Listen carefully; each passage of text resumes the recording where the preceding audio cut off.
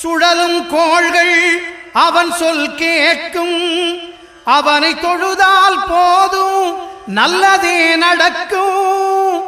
ஆனை முகனை தொழுதால் நவக்கிரகங்களும் மகிழும். நல்லதே நடக்கும், நல்லதே நடக்கும்.